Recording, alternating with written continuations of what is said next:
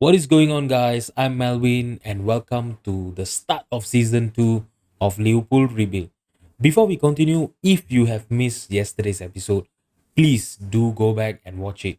We have a great comeback, last minute goals, and one of the longest penalty shootout I have played in Football Manager. So, we are on the 27th of August, which means we have done some transfer business. Okay, it has been a very busy transfer window for us. We have spent over 200 million during this window trying to, improve our team. So let's have a look. Okay, I'm gonna show you guys the outs of the transfers first. You know, okay, so let's go back to the last season. I'm not sure why Football Manager are still doing this. Okay, so the first player I sold, Roberto Firmino. I know the Liverpool faithful are not going to be happy about this. Even I'm not happy about it. But as you guys know, we have spoke about this earlier.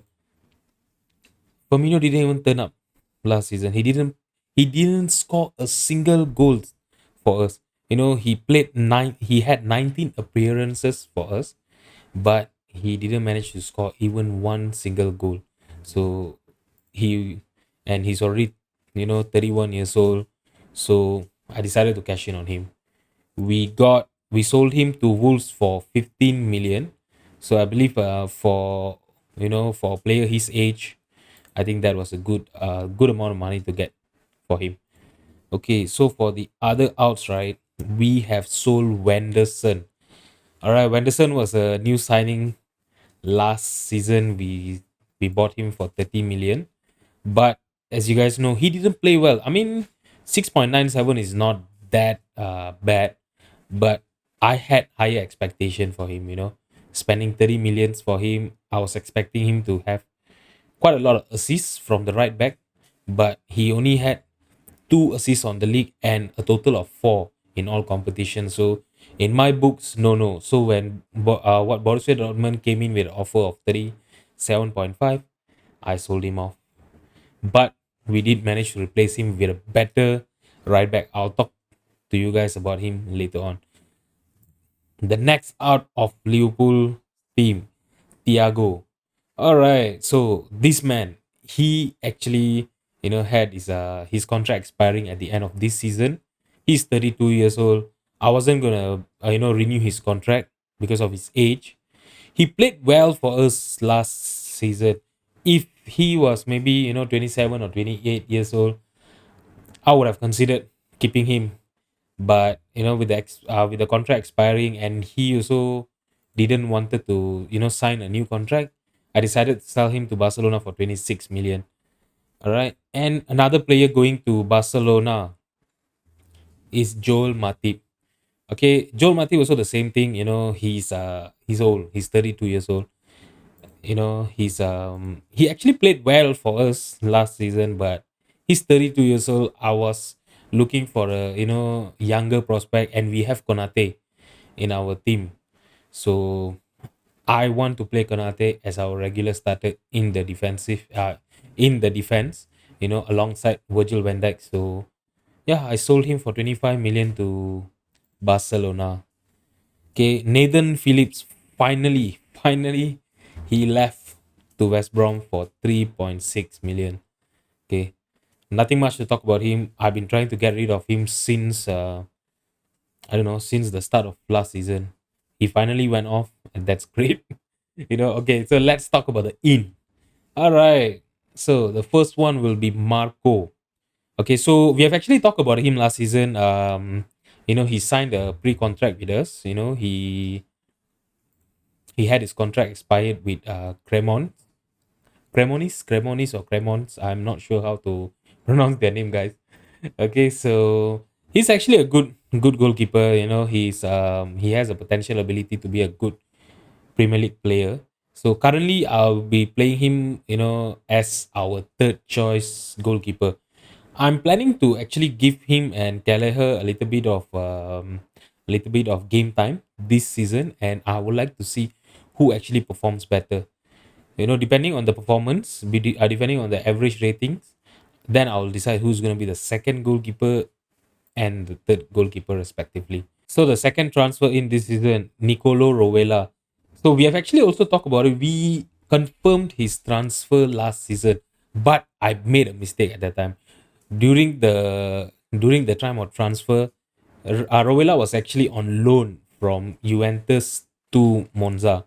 So I didn't realize that I was actually agreeing a transfer for this season. So, but then, no complaints. He's actually a good backup for us. He can play in both as a defensive midfielder and in our central midfield. So, he'll be a good backup for all the three positions that we have in our midfield. Not a bad options to have. All right. So, our third signing, Pedro Porro. I'm really excited for this guy. He had a release clause of 44.5 million. So I decided to cash in on him.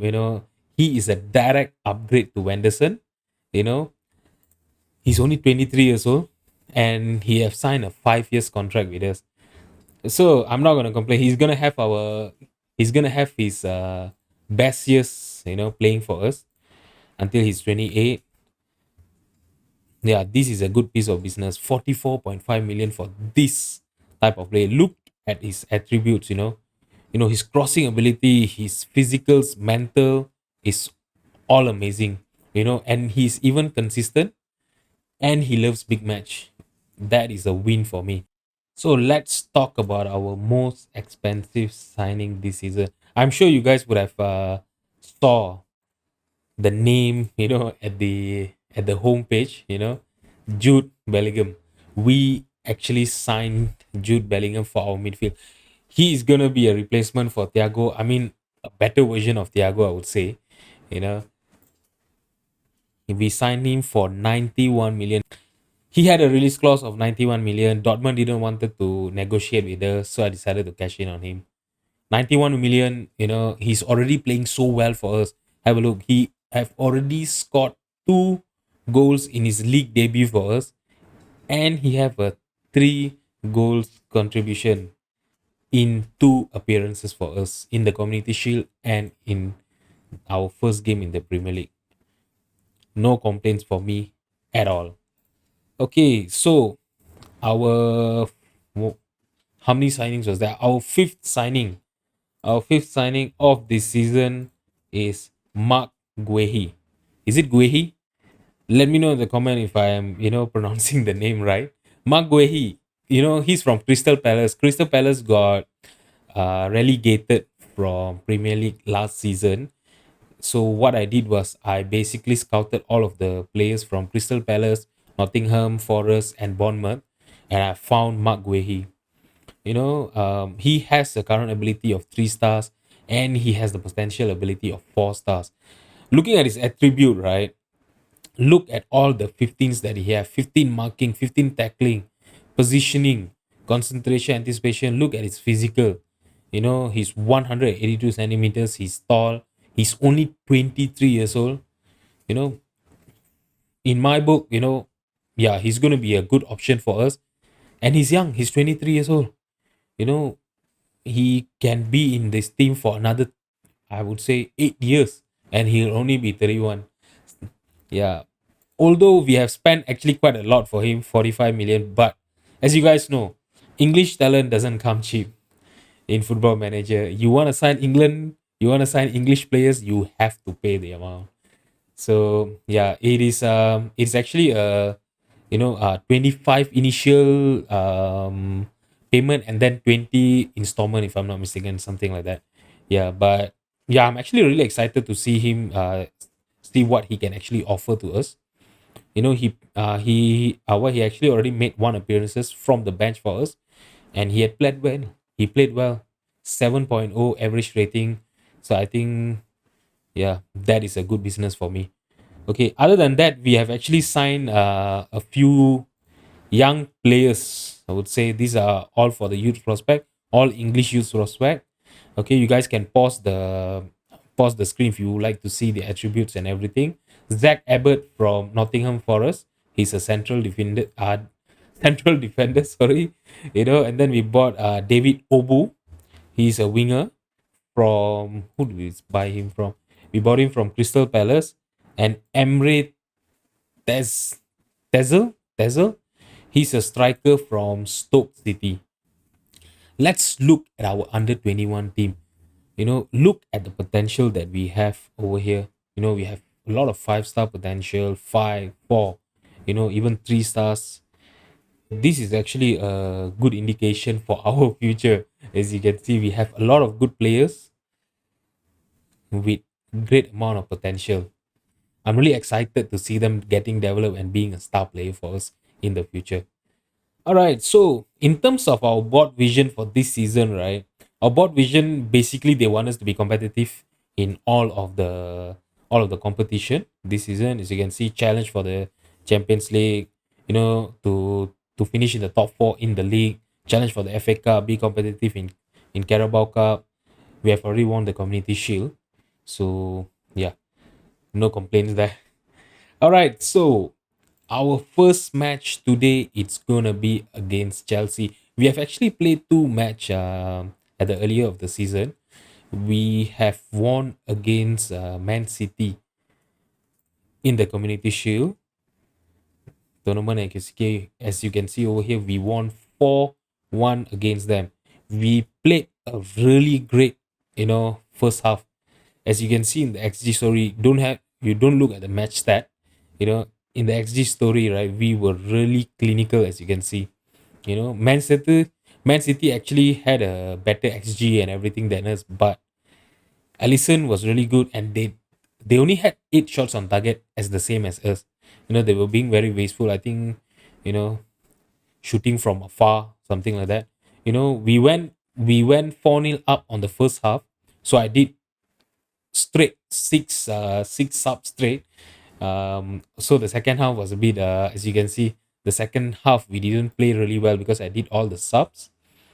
Since we were 4-0 up, right? They only managed to score one goal, and we did win the Community Shield. Okay, our first game of the league, has been against Burnley. They are recently promoted from the Championship. Okay, so this were the team that I played for them. Jude Bellingham scoring 2 goals for us. They did equalize on the 62nd minute. I brought in Asprilla for his debut. Okay, we signed him last season from Watford. He was on loan with them during the whole season. He came and he made his debut, and he scored an 89-minute debut goal to ensure that we win all the 3 points during this game. All right, so today we are facing Chelsea away from home. We are going to go to Stamford Bridge to play against them. Let's look at the team that I'm going to be fielding for this game. All right, so Alisson is going to be in goal. Robertson, Van Dijk, Joe Gomez, and Pedro Porro will be our back four. Fabinho at the base of the midfield. Bellingham and Alexander Arnold starting in front of him. Luis Diaz on the left hand side, Salah on the right wing, and Nunes as our lone striker. Mo Salah is going to be playing his first game, actually. Oh, he's only fit for 45 minutes. So I think I'm going to be starting Harvey Elliott in front of him and maybe bring him on the second half. Because Mo Salah, as you guys know, he was actually injured at the end of last season before the Real Madrid's final, as you guys know. Okay, so he actually came back from injury during the preseason, but he got injured again for 2 weeks. As you can see, right, we actually have a lot of injury issues, during the start of the season. Cometio is I'm just gonna call him Billy. Yeah, Billy, Konate, Simikas, Rovella, Diogo Jota, and Asprilla. All of them are injured. So Chelsea they have signed Otavio, and I'm not sure if Malangsa is a new signing for them. I can't remember whether they sold or loaned him out a few seasons back. And Koulibaly playing as a right back. This should actually give Luis Diaz a little bit more chance advantage on the left hand side today. It has been 20 minutes and we don't have a single highlight yet. Okay, so free kick for Chelsea. Otavia taking the free kick. Virgil van Dijk headed it clear towards Luis Diaz, but Luis Diaz lost the ball to Malang Sarr. Okay, now he looked for Sterling, but Pedro Porro won the ball. He passed it to Elliot. Elliot looking for Darwin Nunes. He released him. Darwin Nunes hit the crossbar. That could have been our first goal if we didn't hit the crossbar. Okay, so now Pedro Porro with a throw in. Very bad pass by Alexander Arnold, but we actually won the ball back. Darwin Nunes, I'm not sure who he was trying to aim the ball at. Now Virgil van Dijk passing it to Gomez on the back. Alexander Arnold passing it all the way to Ellison. They're trying to play from the back. Virgil van Dijk crossed it to the left hand side to Luis Diaz. Luis Diaz crossing it to Darwin Nunes, and that was so close by Darwin Nunes. So you can see over here, it's almost 30 minutes. We have all the chances, but we did not even test the keeper yet. We don't both of us don't have any shots on target. And Chelsea is controlling the possession. They have 61% of possession. Oh, this doesn't look good at all, the match stat. We have only 5 minutes left. Nothing is happening in this game. Okay, so now we have our highlight. Pedro Porro passed it to Alexander. He looked for Bellingham, but they won the header, but we won it back. Now Robertson to Luis Diaz. Darwin, he got to the rebound of Mendy's save and he tapped in the goal. That was such an easy goal for him to score. And he have actually not had a good start of the season.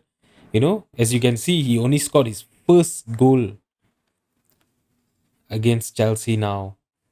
I really hope, he will be able to continue, actually have a better performance from last season. Last season, he scored 40 goals in all competition for us. Okay, so it is halftime and we are leading by one goal. We have actually not played very well, but compared to Chelsea, they have actually had a even worse performance than us. I'm not gonna complain.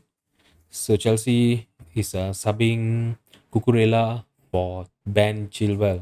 Okay, so Chelsea with a free kick. Otavia looking for Howards and he scored a header from the far post. Oh, Bellingham, he was not good enough to win the header against Kai Havertz over there. Okay, so now we are 1-1. From the start of the since the start of the second half, Chelsea have actually played much better than us. They had no shots on target at the first half, but they already have 4 shots on target now. You know, good good for us that they are actually not clinical in front of the goal today, or else it'll be trouble for us. So Joe Gomez is actually not playing well, but the problem now is, oh yeah, we actually have Mark Guehi.